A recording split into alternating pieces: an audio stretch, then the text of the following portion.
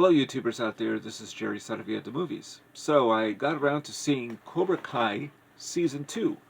And I actually, there are a lot of movies I need to watch, but I couldn't stop watching Cobra Kai.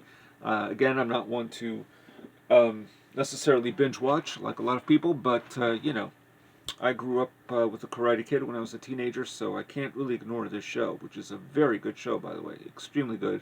First season I already reviewed, and it was very good. This season is probably just as good. It's certainly on an equal basis. So, one of the things I find fascinating about Cobra Kai, and again, this is season 2 that we're talking about, is the fact that they do something that the Karate Kid never really did. I mean, to a certain extent. I think only in maybe the Karate Kid Part 3, if you're talking about films mostly, naturally. Um, there was I guess one or two flashes, like back to the past. But what's interesting about this show is that it actually takes certain characters and examines them from way back. So we do see Reese in this show a little more often, and Reese is of course the founder of Cobra Kai, and his top student was Johnny, of course, back in the day. So Johnny Lawrence. Um, so what I found fascinating was that we learn about Reese's background very briefly. We know, of course, he fought in Vietnam, but that he was a waiter at some restaurant back in 1965, and you see this flashback and these two jocks who are bullying him a little bit, and he's already kind of a pretty well-established fighter. So, and he has a girlfriend who was the girlfriend of one of the jocks, and so then he goes to fight. I don't. Did he join the army? I forget now. I think it was the army, if not the Marines. Um, I'm going to say the army, but of course someone will correct me. There's so much that happened in season 2 that I'm going to get certain things wrong, I'm sure. Um, anyway, my impression, very briefly about Reese, is that even learning of his background and the fact that he had suffered tremendously, because Reese shows up at the end of season 1, the very last scene of that show, and shows up at Johnny's school, the Cobra Kai dojo, I should say. Um, and then we learn some backstory about Reese, beyond just the flashback, which we see later in the season, that he he had issues once the dojo had to close down, because they couldn't be part of the tournaments anymore, and he lost all his students. And we see a lot of that in Karate Kid Part 3, and he mentions briefly his war buddy, which would be Terry Silver, who we saw in Karate Kid Part 3, who he mentions, and then he lies to the students at Cobra Kai that he had fought in, the Gulf War and other, and in Somalia and all this other stuff. He gets one of the countries wrong, which is, of course, Somalia. So, it was interesting to see that, but by the end of the season, I gotta say, Reese is the one who I thought, oh my goodness, this guy is far more insidious than he had ever been before.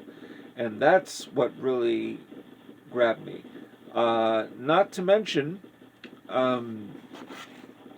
Sholo Mariduena, who plays Miguel Diaz.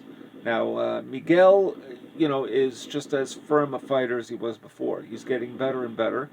But there are issues with Robbie, who is Johnny's son. And there seems to be some sort of reconciling rather, between the two. Because the mother then ends up in rehab. That is Robbie's mother. Now, Miguel's mother takes a liking to Johnny, because, they live right next door. So there's a lot of this going on. And Daniel LaRusso is spending too much time with the Miyagi dojo.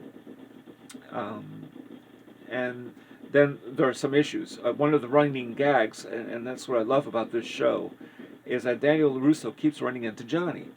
Daniel LaRusso goes for a date with his wife because he's trying to make up for the fact that he wasn't always at the auto dealership like he should be, spending too much time at the Miyagi dojo. So to make up for it, he takes his wife out for dinner and so on. And at the place they go to is, of course, the place where Johnny is on a date with Miguel's mother. So then, there's friction, but then the two of them, I mean, he even says, "Oh my God, you got to be kidding me," is what Johnny says. It's a running gag. Um, and I like that. And it seems that they develop even a little bit more respect towards each other, even though Johnny, in a sense, not intentionally, keeps screwing up. And what's interesting, I thought, was that for a guy who is trying to be fit and keep himself in check, he's still drinking one too many Coors Lights. Johnny, that is. But then there's tragedy that strikes. And I gotta say, that's the only real flaw that I found in this show, is that once in a while there's a big fight scene. I mean, Johnny even meets up with his old buddies from Cobra Kai. One of them that's dying of, I guess, of cancer or something, some sort of cancer. And I didn't write their names down, but these are the guys that, when I saw them appear in the show, I said, "Oh my God, these are the guys I remember from the first Karate Kid film." One of them says, "Body bag. Yeah, he's gonna be in a body bag," that type of thing. And that's the one that is passing away from cancer. And I've forgotten a couple of the other guys. And there's a fight scene at a bar. It seems to come out of nowhere, but it's just an excuse to have them do some karate, of course. Um, but when Johnny tells them about the dojo, he says, "Oh, what's the name of it?" Because they're interested. So, "Oh, you're getting back into karate. It's wonderful. What's the name of the dojo, Johnny?" He says, "Cobra Kai." And you see the reaction in their faces, and the fact that he says, "And someone else from the past is back." And it says, "Reese? Reese? You really want to work with Reese?" So there's a lot of that. But Johnny's intent on making it about, don't always, you're going to get into a fight, you have to be badass and all those things, as Johnny stresses. But at the same time, think before you do something. Don't try to be the better man if you can. So he tries to take away a little bit from what Cobra Kai was, which was to be the aggressor. Always the aggressor. You have to win, no matter what. And that's what Reese wants. So when Reese is actually on board as sort of a co-teacher, I started to feel as if this is not going to really work. And you kind of wonder, how can Johnny really think this is going to work with Reese? And then Reese takes the school away from him. And the show ends with that. And then there's a big fight scene at this high school that has a lot to do with Miguel, who still pines for Samantha LaRusso. And Samantha LaRusso is interested in Robbie, but Samantha also pines for, Miguel. There's a lot of pining here. And it's a romantic triangle, constant friction here, a lot of tension. A lot of tension throughout the show. I mean, all the relationships have some measure of tension. Some measure of, things are not going to quite, they're a little topsy-turvy. Even with Johnny's pals from way back. So, and then this fight scene, which goes on for a while, it's very well choreographed. But what struck me, it kind of took me out of the show for a second, because I thought, geez, these fight scenes are going on and on and on. And one of the things that I noticed, I mean, it's the Karate Kid, to some extent, the level of violence. It's not, nobody gets hurt too severely. Until there's a near tragedy, or technically it is a tragedy, and one student becomes paraplegic, and although we don't really know that, it goes into a coma, so we don't really know that until season 3. But I'm not, hopefully not giving away too much. I'm not going to say who it is in case any of you are coming into the show blind. And then I thought, wow, there's something there that actually is a first for anything associated with the Karate Kid, which is a tragedy. It's not something it's not normally associated. The physical violence in the Karate Kid films and in this show thus far until the end of season 2, has always been, all right, I'm going to hit you, slap you, kick you, whatever. Usually, when you get kicked and punched like that in the head, I mean, sometimes you might get a concussion. I mean, let's be realistic here. No matter how strong you are, you might be able to take quite a few licks, but after a while, it's going to hurt. And this whole karate sequence that occurs with everyone sort of fighting each other, but it's so well choreographed that I thought, well, this is like the martial arts films from the past, or for some of you of late, maybe Kill Bill. I mean, it has that sort of level, like it's a little cartoonish until you realize that Sam LaRusso almost loses her life. Comes pretty close, or at least suffering a really bad head injury. Came this close. And then what happens to another character, which I won't name, because that's a lead into season 3. So I'll just say that person ends up in a coma. So it went way beyond what I expected to see in anything, again, associated with Karate Kid and for this show. So Cobra Kai is a very good show. I love the banter between Johnny and Daniel LaRusso. I love the kid Robbie. He comes into his own. He's trying to make good because he was a thief, and his 2 pals were also thieves. Yeah, there are a couple of other characters, but I can't mention everybody at this point. But Xolo Maridueña is fantastic. He's really good. These young kids are not anonymous. They have some color to them. They're interesting. They're not boring. They are not emaciated. I mean, sometimes you see,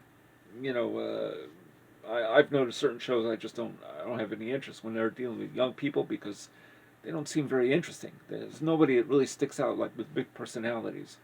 But this show has them. And Mary Mauser is just as good as she was before as Samantha LaRusso. I know there are other names to mention. I haven't written them down because I can't remember everybody. But we see a lot more, by the way, of Daniel's mother, Daniel LaRusso's mother, and that was nice to see. She's a silver-haired mother now, and she had a lot of good scenes. And she has one emotional scene with Daniel LaRusso. Can you believe Ralph Macchio is 59? Cannot believe it. Wow, how time has changed.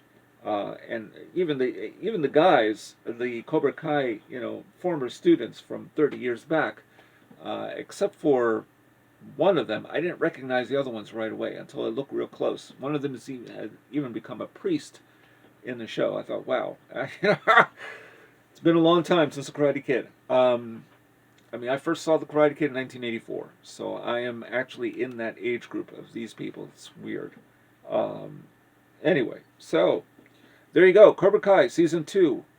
Definitely good. I look forward to Season 3.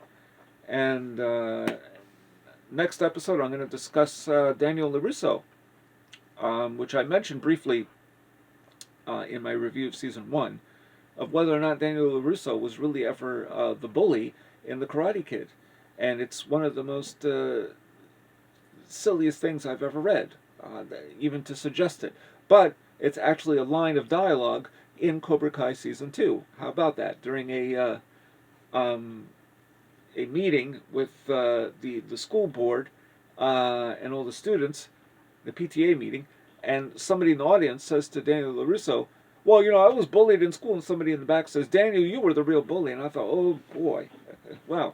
Well, considering I just looked at the Karate Kid again, I will discuss that and let you know why this is really not the case. So that's for another episode. So that's all I got to say for now. And this is Jerry Saravia at the Movies, signing off.